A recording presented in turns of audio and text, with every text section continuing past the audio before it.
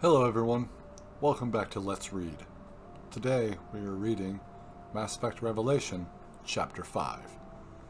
So we've already gone through 1 through 4 and the prologue, so be sure to check those out on the channel. They have their own playlist. But yeah, this is going to be called Let's Read from now on. So, we got Let's Play and Let's Read. So, guess we'll see Let's Sing and Let's Act later. I mean, I'm still kind of on the fence about my whole channel name, but we'll figure it out at the end here. But yeah, welcome back to the Widow Nebula. In case you didn't know what Widow Nebula actually stands for, I'm kind of wearing a shirt. It says White Widow on it. It's got a nice little, arachnid in the middle here, and he's white, and he's got the red hourglass. So I basically chose this kind of be sort of a double entendre, but I was misinterpreting where the Citadel was, because I thought that was the Widow Nebula, but it's the Serpent Nebula, and it's in a section called Widow. Whatever, still cloudy. It's still cloudy in there, so it doesn't really matter. If you hear some crunching, that's my dog. Sorry. I know, so unprofessional. But yeah, so White Widow Clouds, or Widow Nebula. It's just my gamer tag, guys, so. Anyway, don't try to add me. I don't accept things. I have to send them to you. If you want me to send them to you, please subscribe and let me know down in the comments, and I'll look you up. Anyway, let's continue on. Chapter 5 of Mass Effect Revelation. Here we go. Chapter 5.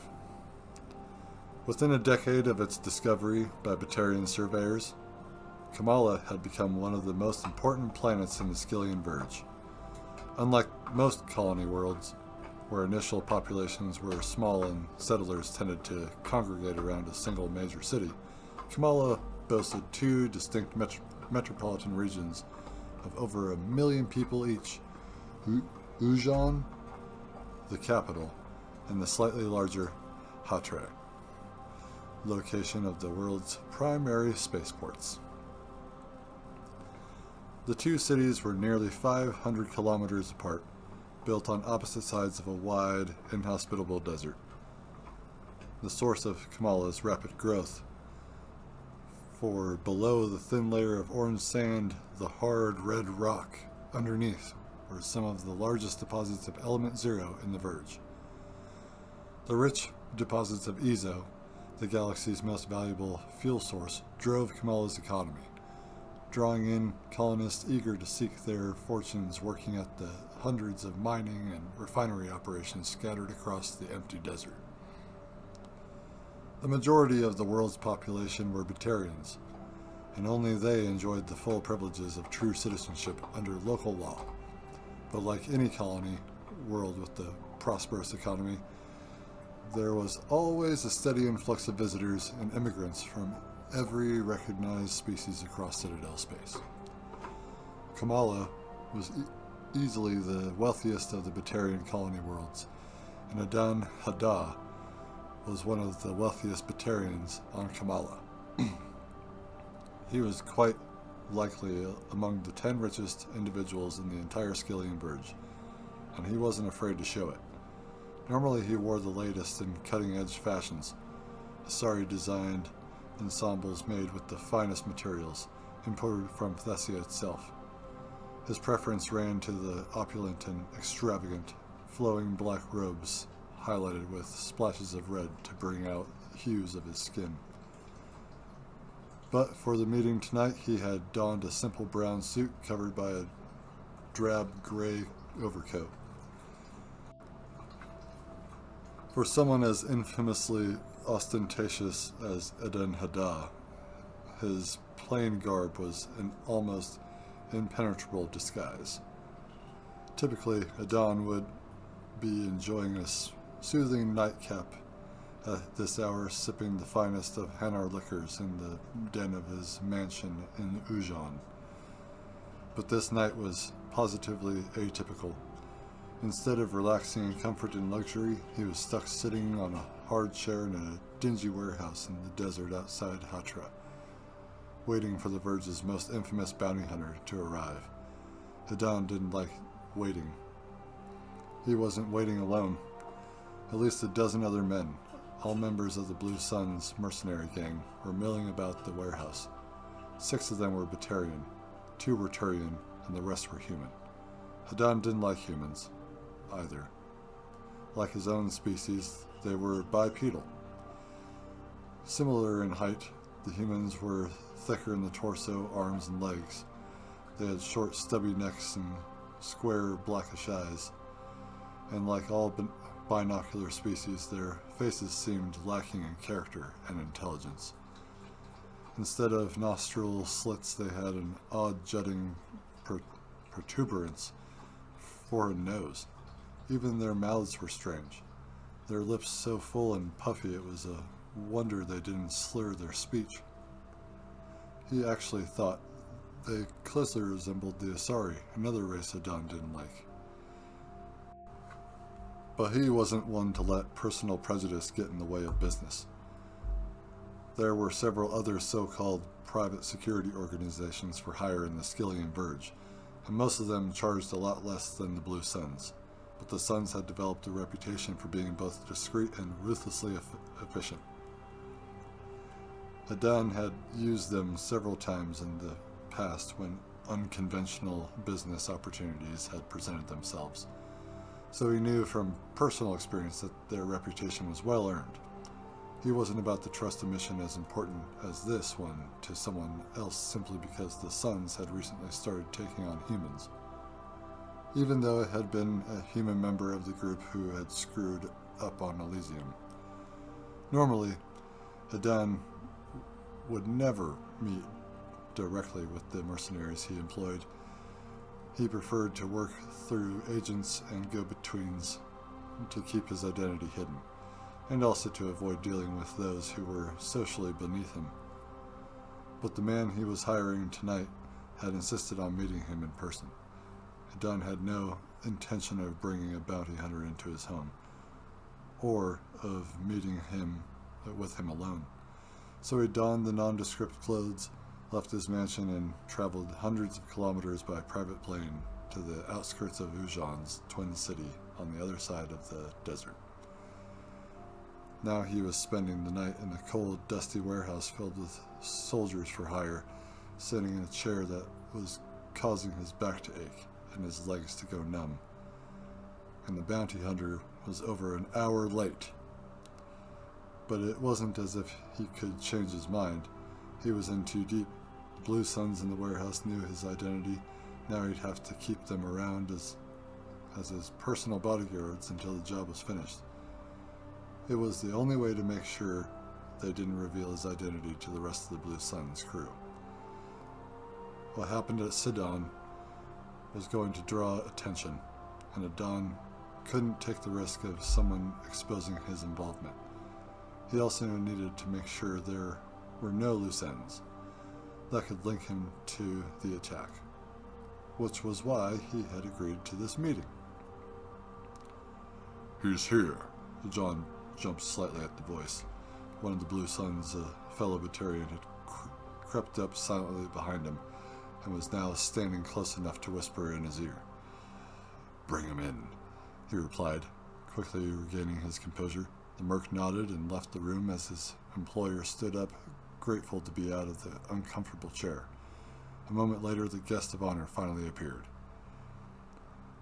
He was easily the most impressive Krogan Hadan had ever seen. At 2.5 meters tall and nearly 200 kilograms, he was large even by the standards of his reptilian species, but not enormous. Like all Krogan, the top of his spine was slightly curved, giving him a hunchback appearance. The effect was further enhanced by the heavy frill of bone and scaled flesh growing from his upper back, collar, and shoulders like a thick shell from which his blunt head protruded. Rough, leathery plates covered the crown of his skull and nape of his neck. His features were flat and brutish, almost prehistoric. He had no visible nose or ears, and his eyes were small and set wide on either side of his head, though they gleamed with a cruel cunning.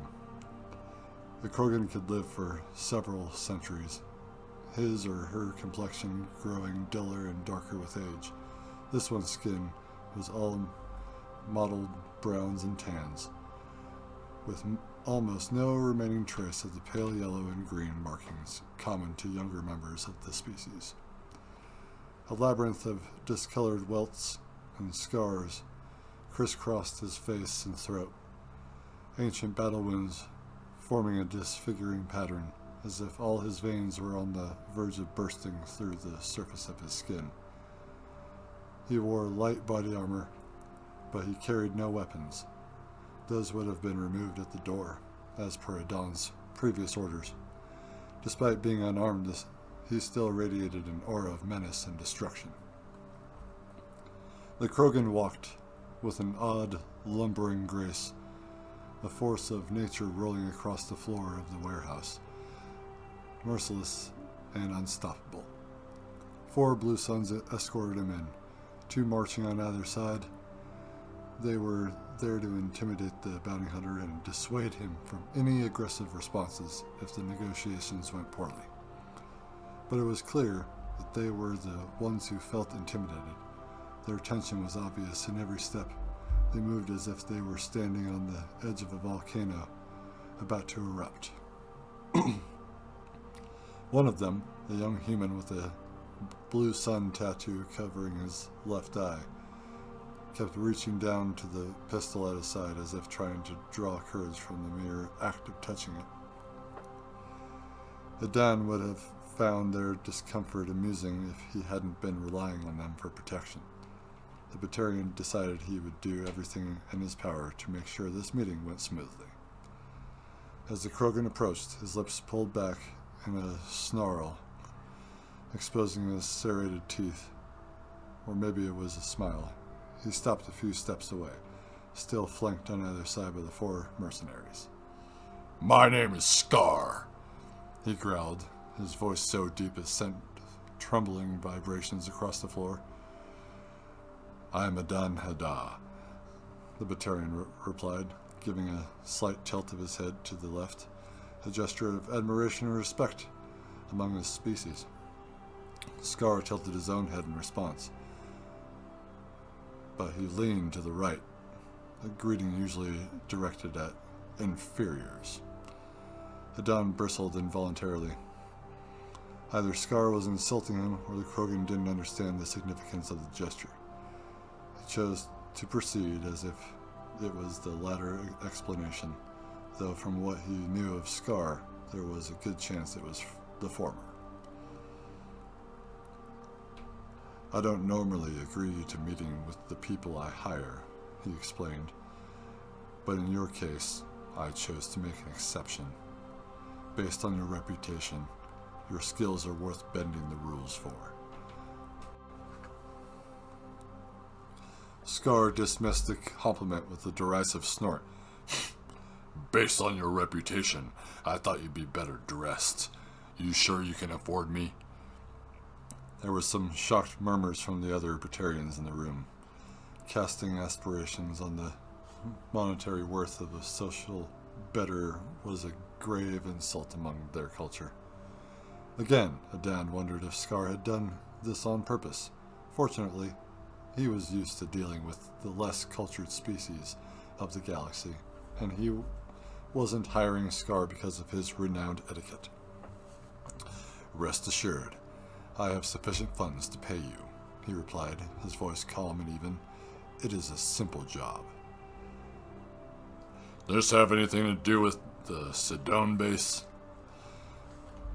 Adon's inner eyes blinked once, registering his surprise. Negotiation was a subtle dance of deception and misinformation, each party holding secrets from the other in in an effort to gain the upper hand, and Adan had just slipped up. His involuntary reaction had revealed a fact he'd meant to keep hidden, if the Krogan was smart enough to pick up on it. Sidon? Why would you think that? He asked, keeping his voice carefully neutral. Scar shrugged his massive shoulders. Just a hunch, and my price just went up.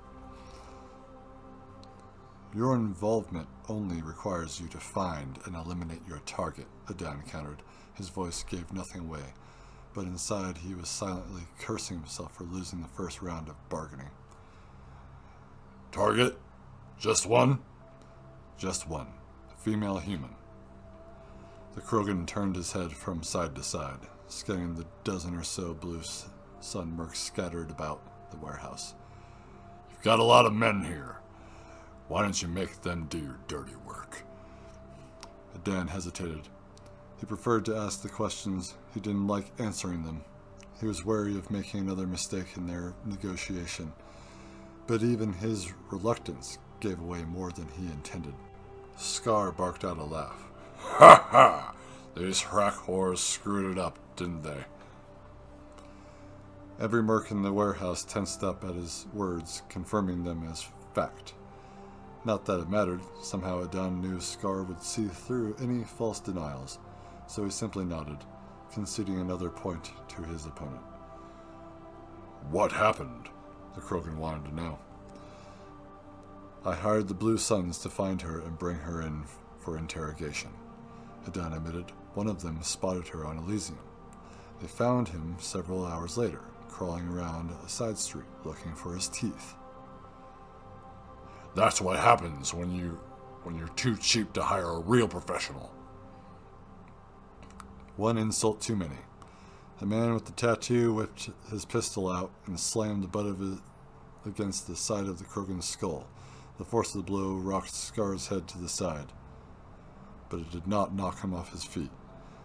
He wheeled around with a defending roar, catching his attacker with a vicious backhand that broke the young man's neck.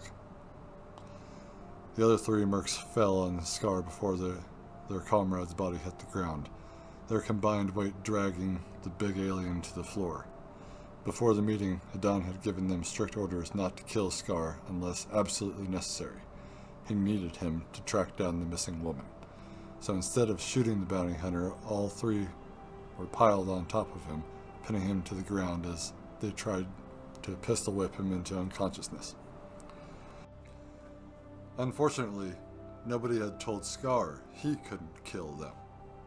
A long, jagged blade appeared in his hand, materializing from some secret hiding place in a boot, belt, or glove. Adan jumped back from the fray as the blade gashed open the throat of one merc, the return arc slicing through the vulnerable joint between the knee and thigh and the body armor of a second, severing his femoral artery as he instinctively clutched at the gushing wound with both hands. Scar drove the blade into his chest, piercing his protective vest and puncturing his heart. The blade momentarily stuck in the ribcage as the Krogan tried to pull it out, giving the last surviving merc, another human, the chance to roll away from the pile and scramble to his feet. Safely out of the knife's range, the human whipped out his pistol and pointed it at the gore-covered bounty hunter, who was still on the floor. "Don't move!" the man screamed, his voice cracking with fear. Scar's head snapped from side to side, ignoring the enemy in front of him, as he took stock of the 8 other mercs in the warehouse. Every single one of them had their assault rifles trained on him, ready to fire. The knife dropped to the floor, and Scar raised his empty hands above his head as he slowly stood up. He turned to face Adan as the merc with the pistol took a few steps farther back, just to be safe. So what happens now, Batarian? Adan finally had the upper hand in their negotiations, and he was eager to press the advantage. Maybe I should just order them to kill you where you stand. He kept his inner eyes focused on Scar, but let the other pair glance around the room to draw attention to the fact that the bounty hunter was surrounded. The Krogan merely laughed at the empty threat. Ha ha! If you wanted me dead, they'd have shot me before, and I had a chance to pull my knife. But they didn't. You must have given them orders not to take me out, so I figured I'm worth more to you than a handful of dead mercs. My price just went up again. Even with a warehouse full of armed mercenaries pointing their weapons at him, the Krogan was perceptive enough to turn the situation to his profit. Underestimating Scar's intelligence was a mistake Adan vowed he wouldn't make again. He wondered how many other people had underestimated Scar in the past, and what it had cost them. You could have made a lot of money in my line of work, Scar. He made no attempt to hide his grudging respect. I make a lot of money in this line of work, and I get to kill people as one of my perks. So let's stop screwing around and make a deal. Adan gave a slight nod and blinked all four of his eyes at once, signaling the mercs to lower their weapons. They weren't happy that Scar had killed 3 of their comrades, but loyalty meant less to them than money. And with the 3 dead, their cut just got larger. Only the young human closest to the Krogan, the one with the pistol, didn't comply. He looked around in disbelief at the others, his weapon still aimed directly at Scar. "What are you doing?" he shouted to the others. "We can't just let him get away with this!" "Don't be stupid, boy," Scar spat out. "Killing me won't bring your dead friends back. It's just bad business." "You shut up!" he snapped back, focusing all his attention on Scar. The Krogan's voice dropped to a menacing whisper.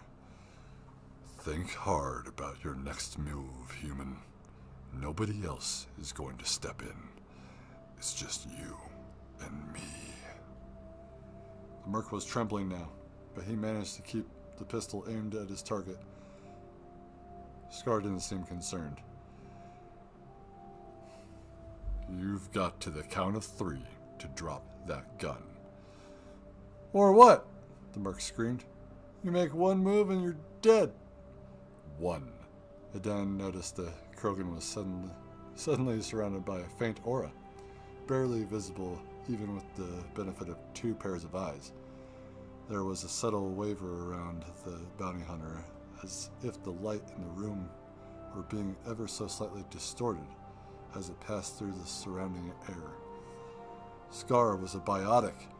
The Krogan was one of those rare individuals capable of manipulating dark energy, the imperceptible quantum force that pervades all the so-called empty space in the universe. Normally too weak to have any noticeable effects on the physical world, dark energy could be concentrated into extremely dense fields by biotics through mental conditioning. With their natural talents augmented by thousands of microscopic amplifiers surgically implanted throughout their nervous system, biotic individuals could use biofeedback to release the accumulated power in a single direction burst, which was exactly what Scar was doing, stalling for time as he gathered enough power to unleash it against the young man, still foolishly holding a gun on him. But the merc didn't realize what was happening. Humanity didn't have any individuals with latent biotic abilities. Adan suspected he wasn't even aware such a power existed, but he was about to find out. 2. The merc opened his mouth to say something else, but he never got the chance. Scar thrust a clenched fist in his direction, and the air rippled as a wave of invisible dark energy surged out and over his adversary. The unsuspecting human was picked up off his feet and thrown backwards several meters. He landed heavily on the floor, knocking the wind out of his lungs and sending the pistol flying from his hand. He was stunned only for a second, plenty of time for Scar to cross the distance between them and wrap his 3-fingered hand around the merc's throat. He raised the human to the ceiling, easily holding him with one arm as he slowly crushed his windpipe. The merc kicked his dangling heels and clawed at the scaly forearm, choking the life from him to no avail. "Your death comes at the hands of a true Krogan battlemaster. Scar casually informed him as his victim's face turned bright red, then blue. I hope you appreciate the honor. The rest of the Blue Suns stood by and did nothing, watching the whole affair with cold disdain. From their expressions, Adan could tell they weren't enjoying the spectacle, but none of them was willing to step in and put a stop to it. Not if it meant offending their employer or incurring the Krogan's wrath. The merc's struggles grew weaker, then his eyes rolled back into his skull and he went still. Scar shook him once, then gave him a final squeeze, completely collapsing his trachea before dropping him disdainfully to the floor. I thought you said he had to the count of 3, Adan remarked. I lied. An impressive display, Adan admitted, nodding his head in the direction of the bodies. I only hope you have similar results with Kaylee Sanders. Of course, you'll have to find her first. I'll find her, the Krogan replied with absolute conviction. It's what I do. John Grissom woke to the sound of someone pounding on his door in the middle of the night. Grumbling, he rolled out of bed and threw on a tattered housecoat, though he didn't bother tying it closed. Any visitor rude enough to get him out of bed at this hour could damn well suffer through seeing him in his boxers. He'd actually been expecting something like this ever since he heard Sidon had been attacked.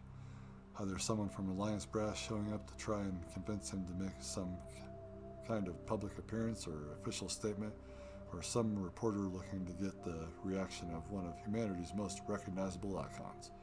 Whichever it was, they were out of luck. He was retired now. He was done being a hero. He was sick of being some kind of symbol for all of humanity. Now he was just a cranky old man living off his officer's pension.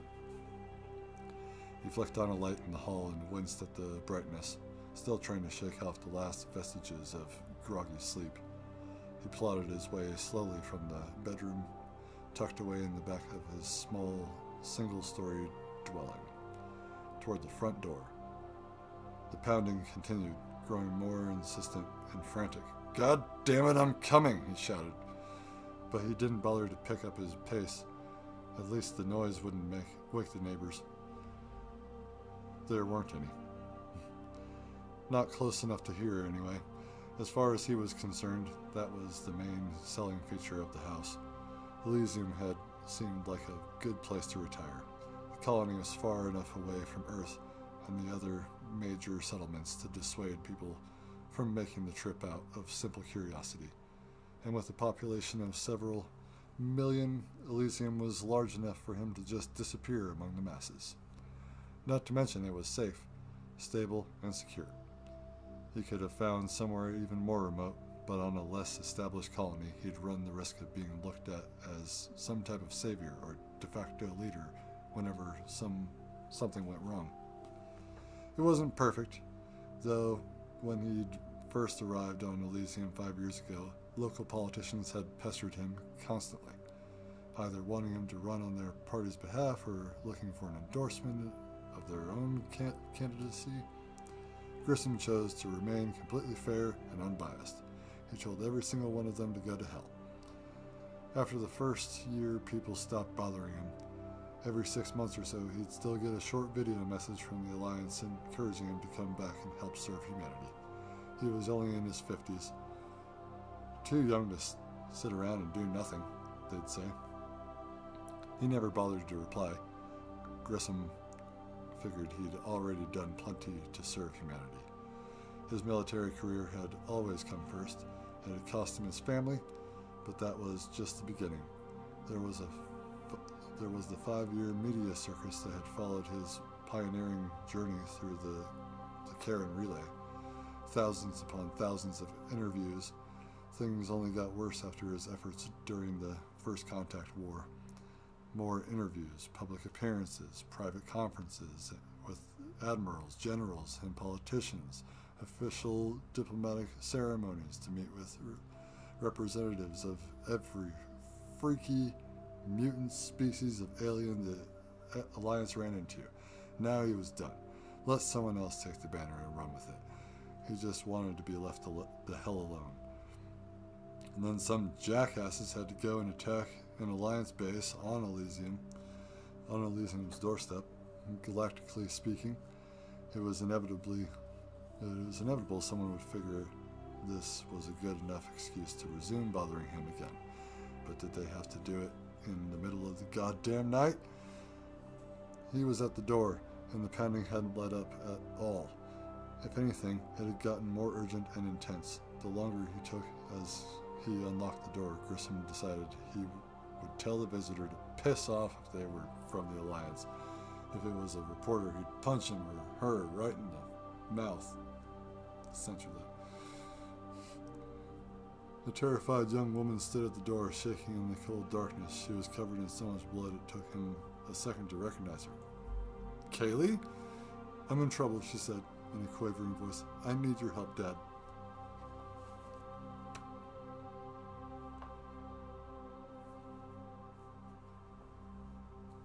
And that's it for Chapter 5. And next time we will do Chapter 6. But oh man, what a twist right there at the end. Grissom is Kaylee Sanders' father. Hero. A hero, Andromeda. Hero to the people. Thank you guys so much for watching. Or at least listening, having me on in the background. It's like, you know, this is our way of getting the rest of the story to you, because you only know half of it if you've played the trilogy. So I'm going to do this for you. I'm going to try to be more on point. Sorry, I was taking a break. And so here we are. I'm going to try to put this out with Mass Effect on Mondays. So it's Mass Effect Monday. So try to put this out and also the episode. So this episode of Let's Read and the Let's Play episode of Mass Effect. So stay tuned for episode 12. Thank you guys so much for watching, and we'll see you next time.